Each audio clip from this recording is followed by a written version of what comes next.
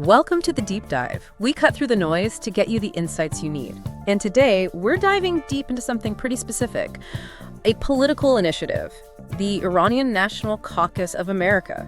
You might see it referred to as INC. That's right. It's an effort aimed at really reshaping how the Iranian-American community engages with and is represented within the U.S. Congress. And we're working from an interview with one of their representatives, Ali Kimiaii. He laid out their goals, the thinking behind it, and, well, how far they've gotten. And it's a really interesting move because you see this attempt to take sort of general community influence, that existing presence. Yeah, the voice they already have in various ways. Exactly. And formalize it, turn it into real legislative currency, actual political weight inside Congress. It's, a necessary step for many diaspora groups wanting consistent policy influence. Absolutely. So our mission for you today is to get past maybe just the name or the headline and really understand the strategy. What's this caucus actually designed to do? Why do they feel it's needed now, maybe more than existing groups? And what are the specific high-stakes issues driving this push? We want you to get a clear analysis of this political development. Okay, so let's start with the basics. What is this Iranian National Caucus trying to achieve, structurally speaking?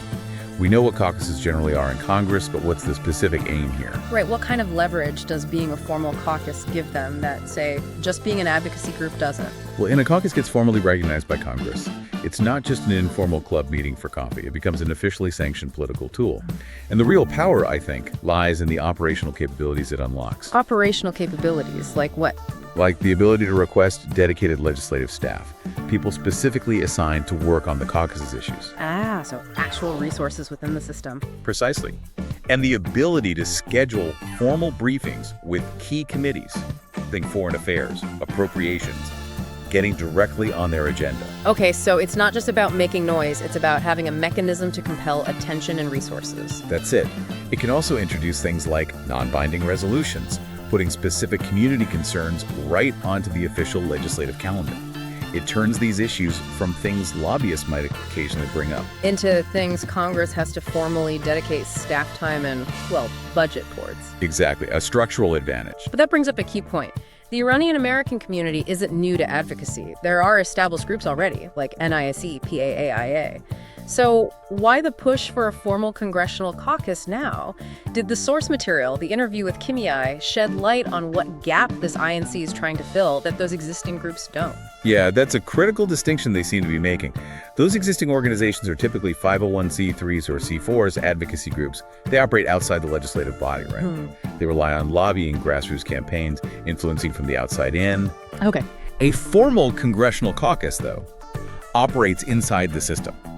It's actually made up of and run by elected members of Congress themselves. So this is about creating an internal champion, a dedicated structure within Congress rather than just relying on external pressure. That seems to be the core idea. By establishing a caucus, they're aiming for an institutionalized group of lawmakers whose official mandate includes the issues important to this community. It gives it a kind of political permanence that external advocacy groups, by their nature, just can't match. So they're looking for parity, maybe, with groups like the Congressional Black Caucus or the Hispanic Caucus, that kind of internal, formal standing. That appears to be the model, yes. That level of legislative formality. Okay, that clarifies the what's. Now, the why now. Mr. Kimiaii, the representative, didn't just talk about general representation. He specifically highlighted four pretty high-stakes areas. These seem crucial to understanding the timing and frankly, the foreign policy implications. Let's dive into those. Yes. The four he mentioned were convergence, human rights, cultural bridges, and dialogue between the U.S. and Iran. What's interesting is how politically loaded, or perhaps sophisticated, these terms are in this specific context. Let's unpack convergence first. The source described it kind of vaguely as how different political streams might meet, given how diverse and sometimes fractured the Iranian diaspora can be politically. What does convergence likely mean for the INC?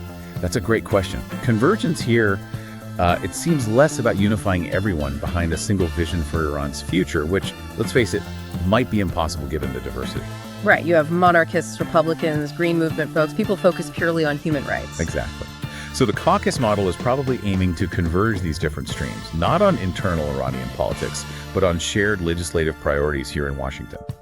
Finding the common ground for action within the U.S. system. Things like maybe human rights advocacy or issues around sanctions that most factions can agree on. That seems likely. Unifying around American policy outcomes related to Iran, rather than getting bogged down in the debates about Iran's internal governance. That makes strategic sense. A congressional caucus needs to represent a broad constituency to be effective, right? It can't appear to be just pushing one faction's agenda. Precisely. Its power relies on that broad base. Okay, moving to the second point, human rights. Obviously a huge concern for the community. How would a formal congressional caucus be better positioned to tackle human rights issues compared to, say, existing legislative tools or advocacy efforts? Well, again, it comes back to resources and structure. A caucus can dedicate staff time to tracking specific cases, political prisoners. It can organize formal hearings on human rights situations, push for targeted sanctions like Magnitsky-style actions against specific abusers. So more focused and sustained pressure. And potentially more influential. Crucially, it can act as a consistent formal channel for information between the State Department, Congress, and the community, ensuring human rights aren't just a side issue, but are integrated into the core of U.S. policy towards Iran. That structural element really does seem key. Okay, the last two, cultural bridges and dialogue. Now, these sound challenging given the current state of U.S.-Iran relations. How does a caucus plan to build cultural bridges or foster dialogue while at the same time advocating strongly on human rights? Isn't there a tension there? There's definitely a complexity there. Cultural bridges in this context probably doesn't mean government-to-government exchanges, not directly anyway. A caucus could advocate for policies that make non-political interactions easier. Things like streamlining visa processes for students, academics, artists. Things that connect people, not governments. Exactly. Maybe pushing to lift specific restrictions on cultural materials, or ensuring sanctions don't inadvertently block humanitarian aid, or access to information technology for ordinary Iranians. It's about separating the Iranian people from the regime in the eyes of U.S. policy. Okay, that makes sense. And the dialogue piece. Is the source implying direct U.S.-Iran government talks or something else? Because a caucus can't really negotiate treaties. Right. It's unlikely to mean high-level diplomatic negotiations. What a caucus can do is facilitate critical internal dialogue within the U.S. government, ensuring the perspectives of the Iranian-American community are heard consistently when policy is being made. It can also serve as a defined point of contact for Congress to interact with diaspora groups, maybe international organizations. A sort of recognized go-between within the system. Potentially. And maybe, if the political climate ever shifts, a potential conduit for very unofficial messages or interactions. It basically institutionalizes the conversation within the legislative branch. So tying it all together, it's about creating this formal, recognized tool inside Congress. One that integrates these different strands of convergence of the diaspora, human rights advocacy, cultural connections, and ensuring community input into dialogue into a single, persistent platform. That's the idea, consistency. Administrations change, political winds shift, but a formal caucus structure provides continuity. Okay, let's shift from the why to the who and the how. The sources mention a specific number for initial support, 155 registered supporters. How should we read that number at this early stage? Well, 155 is, start. For a brand new initiative, it shows some initial traction. But let's be clear, it's just a beginning. Needs to grow significantly, I imagine. Exponentially, really. Yeah. To represent a diaspora estimated in the hundreds of thousands, they'll need to demonstrate much broader, more diverse support to convince members of Congress this is worth investing political capital in.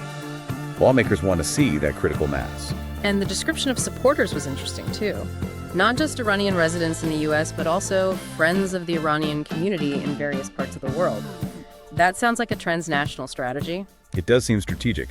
While the caucus itself would sit within the U.S. Congress, the issues it deals with, especially human rights, dialogue, obviously have global resonance. So mobilizing international friends could, add pressure, legitimacy? Both, potentially. It can generate international media attention, maybe pressure from allied governments or international bodies. Right. All of which can subtly influence how U.S. lawmakers perceive the importance and the seriousness of the initiative. Right. Which brings us to the core ask. What exactly are they asking members of Congress to do right now? What's the specific action item? It's straightforward but politically significant.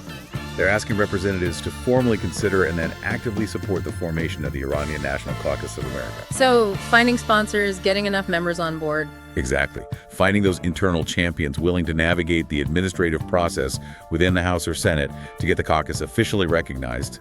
It takes work. And the spokesperson, Mr. Kimiaii, he didn't just frame this as a win for the Iranian-American community, did he? He pitched it more broadly. Yes, that was a key part of the messaging. The argument is that forming this caucus sends a positive signal about American democracy itself, about its capacity for diversity, dialogue, cooperation. How so? It positions the INC not just as, another narrow ethnic interest group, but as something that strengthens the U.S. system. It says, look, America is dynamic enough to formally incorporate the perspectives of diverse communities, even those with ties to countries considered geopolitical rivals. That's quite a sophisticated pitch, framing it as a contribution to American political maturity on the world stage. It is. It tries to elevate the ask beyond just community interests. Okay, before we wrap up, let's touch on the final message from the representative in the source material. It seemed directed squarely at the community itself, focusing on collective effort. Yes, the emphasis was very much on building something sustainable. He encouraged everyone, essentially, to get involved and support the initiative, highlighting that it's only through collective effort that they can create a political entity that lasts. The goal isn't just a flash in the pan. It's about institutionalizing their voice.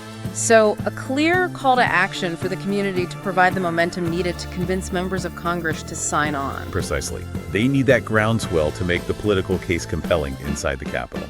That focus on sustainability, on permanence, really underscores that this is a serious, long-term political play.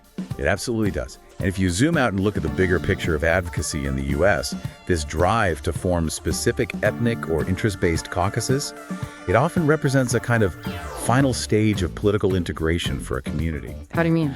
It's about translating that shared identity, those common concerns, into actual institutionalized political capital, making the community's interests a recognized permanent fixture within the legislative landscape itself.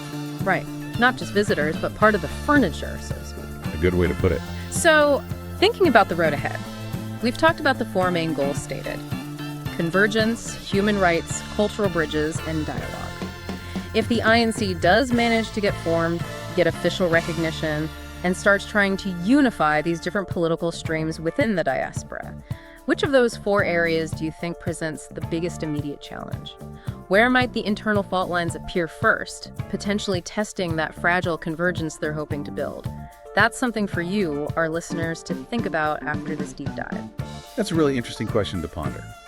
Because balancing, say, strong human rights demands with any effort towards dialogue or cultural exchange, that's going to require some incredibly careful political navigation right from the start. That tension seems inherent. Absolutely. A tough balancing act indeed. And that is all the time we have for this deep dive. Thanks for tuning in.